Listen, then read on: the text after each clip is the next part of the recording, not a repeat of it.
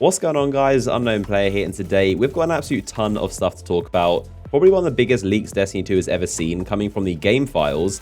People have basically data mined the PC version, and a lot of stuff have been found. So as a warning, there are some spoilers in this video. Generally quite a lot of things that happen in the game that Bungie haven't told us about yet, but just a disclaimer if you're trying to avoid spoilers.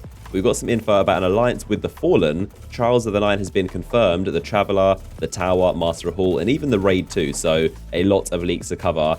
So like I said, this is all coming from Reddit and a bunch of people who have basically dug through the PC game files inside the base that launched yesterday, and they found audio files. So this is essentially sound clips of factions or people saying stuff in-game that is obviously going to be in the final build of the game. So this gives away a lot of the things we'll expect there.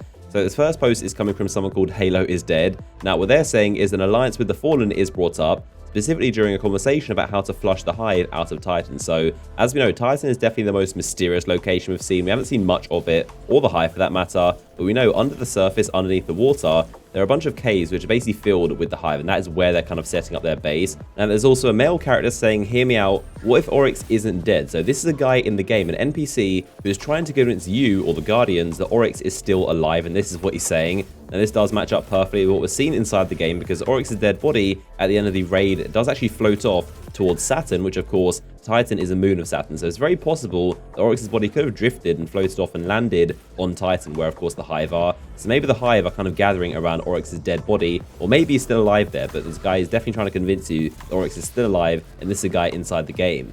So there is discussion of an alliance with the Fallen. Now this could be just kind of like metaphorical, this might be a physical alliance where you're fighting alongside them. I doubt you'll be able to play as them, that's obviously been a long running theory, but an alliance with the Fallen is mentioned. Now this does actually tie into the lore, because we know Prince Aldrin, the Queen's brother, did somehow land and has found an alliance with the House of Kings, the current biggest and most important faction of the Fallen. So Prince Aldrin, who is kind of friendly with the Guardians, is also now a part or friendly with the House of Kings for the Fallen. So it is possible that we might be fighting alongside the House of Kings, the very mysterious house, but definitely not that purple house we've seen on Nessus and also European Dead Zone. So next up, a very, very interesting confirmation, and this is an announcer from the Nine, and they are talking about Trials of the Nine. So the new voiceover, when you're playing it, is going to be a mystical female voice. It seems like Trials will be both Survival and Countdown. So there you go. Both Countdown and Survival are going to be featured in Trials of the Nine. It could be a case where each weekend we have a rotation, so one weekend is Countdown, the other one is Survival, but it seems like we're getting both of them inside this new Trials. There's also some more Reddit posts from users called Tednalead and Biako. Now, they're saying some quotes from the actual voice actor of the Trials mode, and she's saying, "You are unworthy. Whoever wins the favor of the Nine. The objective is yours. The Nine watch you with interest." She also calls out what subclass you are by name, depending on what you're playing as. So there are clips of her saying, you're a Night Stalker, you're a Stormcaller, and you're a Sunbreaker, among the others, of course, the other 6 ones. So Trials of the Nine sounds to be exactly what we had expected. Literally a mode where you're trying to battle for the favor of the Nine. They're basically mysteriously watching over you and seeing how you're doing. And of course, at the end, it goes out saying they are going to shower you and reward you with loot. And apparently this voiceover, this female voice, is very mystical sounding, and she is apparently an emissary of the Nine. Now also Sloane is a character in charge of Titan. It seems she's going to be the NPC we'll be interacting with. It's the same as Devrim K on the EDZ. We're going to be interacting with Sloane on Titan. There's also mention of a staticky voice talking about the Nine, Exos, Skolus, and the dead resting. So very mysterious stuff. And now we're jumping into even more spoilers, again posted by Halo is Dead. Now they said a new villain called Thuros is potentially the name of Console or someone after Ghoul. Now Thuros is obviously going to be some kind of Cabal enemy. We also learned that Cade gets his arm shot off, which is pretty funny. And possibly one of the biggest and most kind of dramatic things we've heard from these leaks. And again, this is a massive story spoiler, so be aware. But apparently the Traveler is going to reawaken towards the end of the game, or somewhere in it. But the Traveler is going to reawaken and cause a new Golden Age. So another Reddit user called Gabongo posted some audio files linking that Rahul survived the tower attack. So Master Rahul is actually alive. Probably disappointing to a lot of people, but Master Rahul the Cryptarch is actually alive. He survived the tower attack. And also Banshee the Gunsmith did survive the tower attack too. So I'm not sure if too many people care about Banshee, but he is alive too if anyone cares. Now, another user called Jekyll Died posted some info that he found. He said, lots of files sound like you're talking to people inside the city after it's been taken back. A lady mentioned she stayed behind after the city fell, and the Cabal were broadcasting propaganda and trying to integrate the surviving humans into their empire.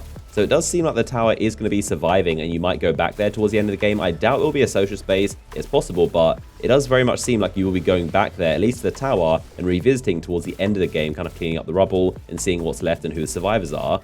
So this next post was made by someone called JP Deathblade, and they said a lot of stuff they found inside the game. Firstly, mention of a new tower. So they said it seems like the farm might not be the only social space in the game, and Hawthorne is talking about the view up here. So apparently Hawthorne is going to be ending up in some kind of a new tower. So this isn't really too hard to believe. I mean, if you look at the perimeter of the last city, you'll see it's basically lined on the wall. There are a bunch of towers. There are literally so many of them. There isn't just one tower inside Destiny. There's loads of them. A good example is the Crucible map Bannerfall. That is a different tower, but there are loads of them. So I'm sure there's going to be one of them that isn't destroyed. I'm probably going to go and populate that after. So it seems like we might be getting another social space of a new and kind of fresh tower. Hopefully with a different layout, but there you go. Some cool information about the tower and social spaces.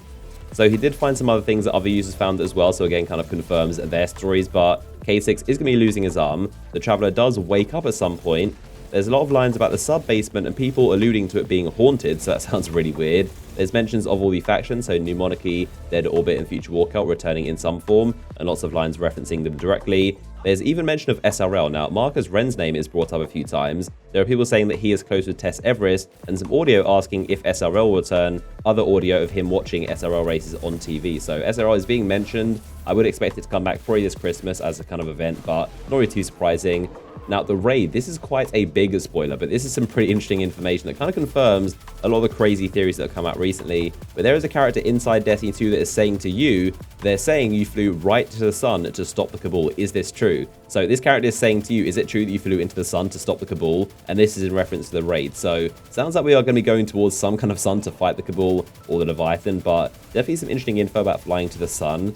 There's also mention of all three of the faction leaders surviving, so Dead Orbit, Future Walkout, and New Monarchy. They all survived themselves, in addition to the factions, of course, like we just mentioned.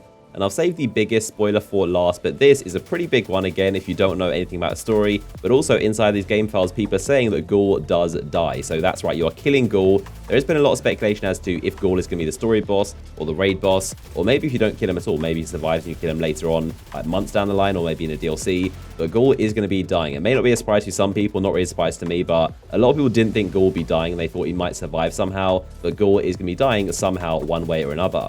So I think the biggest surprise to me out of all of that is the Traveler reawakening and causing some kind of new golden age. That sounds absolutely crazy. I mean, the Traveler's been sat there doing literally nothing for 3 years. So to see it awaken, what that's even going to look like is going to be really interesting. I wonder if Ghoul kind of pushes it too far and makes it awaken, but we're going to be seeing something happening with the Traveler.